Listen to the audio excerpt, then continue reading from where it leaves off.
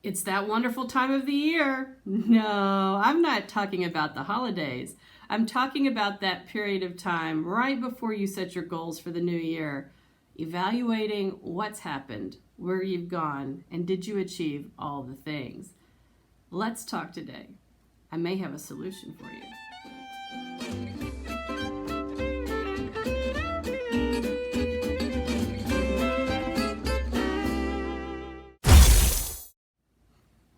Hey, I'm Amy House, and this is Growing Out Loud, Darlin, where we're going to hopefully find just a little more gold in business and life. This is the most wonderful time of the year, not just because it's getting cooler and the food is coming out and the holidays are upon us and all things joyous.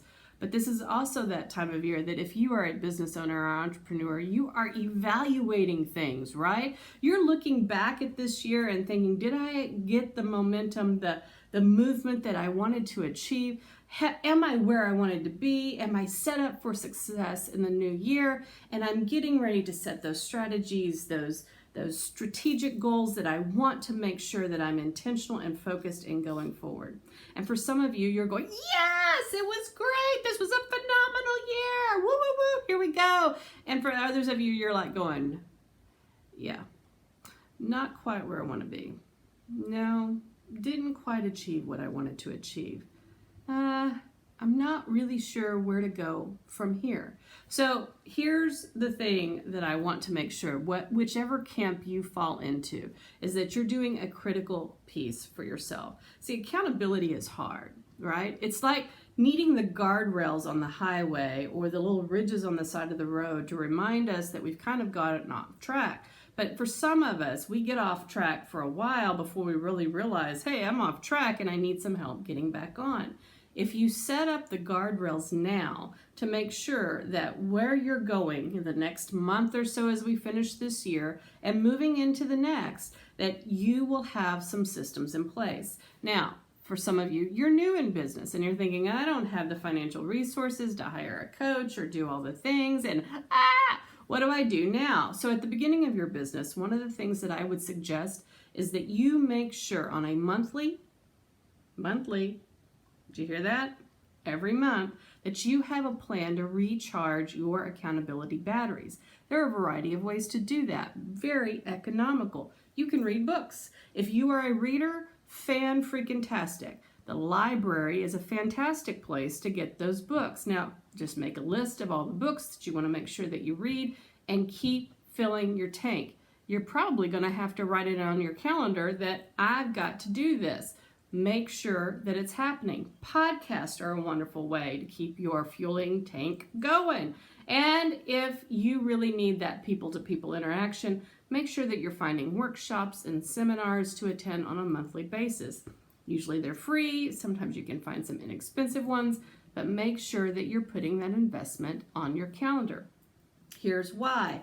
When you go to the workshops, when you listen to the podcast, and when you read the books, does it not kind of recharge the mojo, the motivation, and get you going? Fantastic. Just make sure that you have a strategy and a plan to do it. But there will be a point. It happens to almost every business owner that the books aren't enough, the podcasts aren't enough, and the workshops aren't enough anymore. And so what do you do to get the accountability? There are two things that you can do, and you need to know the difference between the two. Business coaches and business consultants. They're very different in how they approach what they do. Business coaches can work from a variety of ways. They're very structured in that we're going to do a surge program. It's 90 days, and here we go. We're dealing with one or two obstacles, and we push. Or maybe you get a coach that likes to work through a workbook or a program that they feel works for clients, but they prefer a more structured approach to what they're doing. Whatever coach you tend to go with, make sure that it's focused on an obstacle you're dealing with in your business. So for instance, if a coach is going to do more of a program kind of sessions with you, then make sure that their program is dealing with the obstacle that you're facing. If you're working with a coach that does more surge coaching, a 90-day or 6-month program, and you want it focused again on what you need. Now, consultants work a little different. Consultants are completely flexible in how they implement with you what you need. So for instance, when I do surge coaching, I'm over here, 90 days, we're pushing through 1 or 2 obstacles. But when I switch over to my Gold U program, those clients come to me with what their obstacles and goals are, what their teams or lack of teams look like, the skill sets that they're needing to work on, and it's a year-long program. And the reason we're focused and we're flexible is because we really want that individual business owner to make progress. Consultants tend to adapt, are flexible, and really hone in on what you need as a business owner. The accountability is different in each kind of program. Know what you're getting into. Ask lots of questions. But if you're at the stage of your business that you're like, yeah, books, podcasts, and seminars aren't taking me where I want to go, that's how you decide the difference between I just want a coach or I really want a business consultant to work with me and move forward. Guys, if you liked what you heard today, make sure that you're following us on Facebook or Instagram.